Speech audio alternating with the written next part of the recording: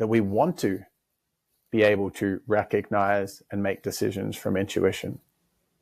Because the presupposition is there that we are whole, and the decision making of our heart is going to lead us on the path that is going to allow us to accelerate our recognition of oneness, and therefore in our lifetime spend more percentage of the time in wholeness, more percentage of the time feeling present, more percentage of the time being able to connect to people, a higher percentage of the time seeing the magic in life.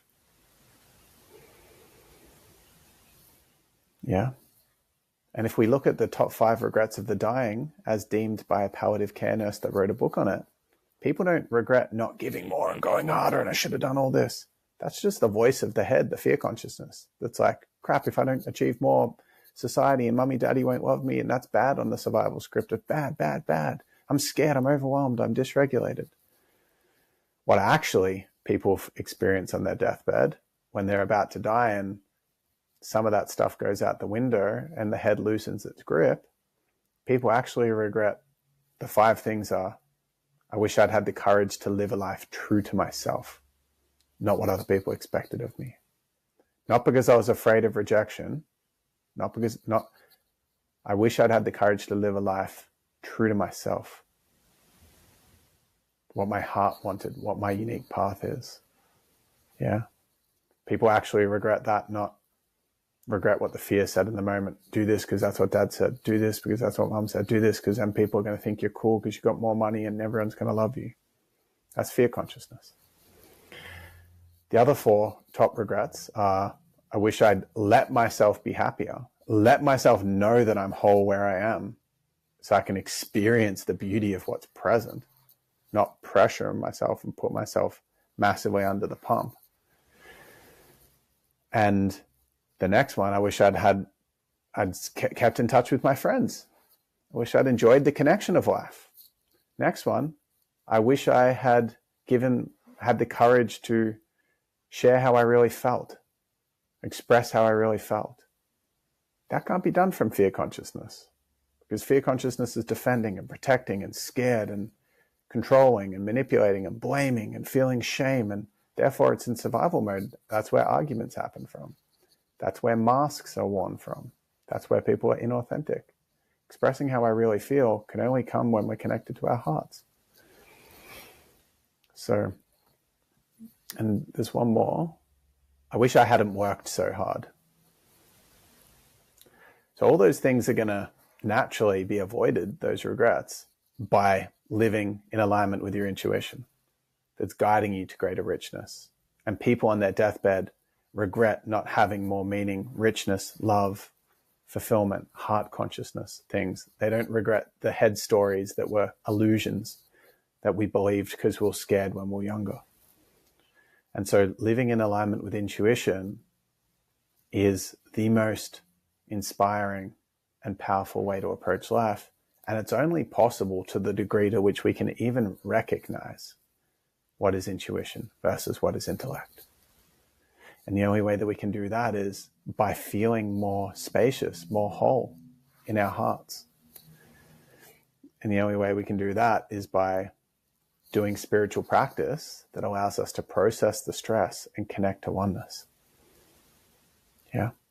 AKA meditate. Meditate. Because the more that you meditate, the more you're going to connect to your heart. Meditation is a direct connection to that portal that I was talking about. And you don't go into that portal and hang out and spend all this time and, all these cool ideas are coming up.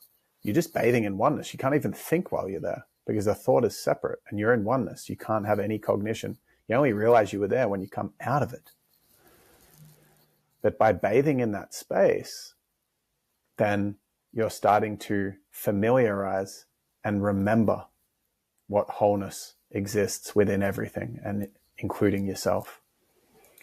So it is a fast track to wholeness, which means the more time you spend in this lifetime in wholeness, the more you're able to be present, enjoy it, allow your actual true purpose to come out, feel whole, connect to people more authentically, see the beauty, feel gratitude. It's what life is truly about once we wake up. We think it's about fame. We think it's about being cool and status and money and esteem and all these things. It's not. That's an illusion. It's a part of the process. But if you're listening to this podcast, you're opening up to the truth underneath that. So, what have we recognized? That the purpose of intuition is to lead us to more wholeness, not to give us some clue so we can desperately make our attachments come true. No, that's not what it's about. We know that in order to be able to recognize our intuition, which flows from the spiritual heart, we need to be able to distinguish between head-based thoughts and heart-based thoughts, intellectual thoughts and intuitive thoughts. And the more stressed we are, the more noisy our reality is inside, then the more difficult it is to discern the difference because it's so loud up in there.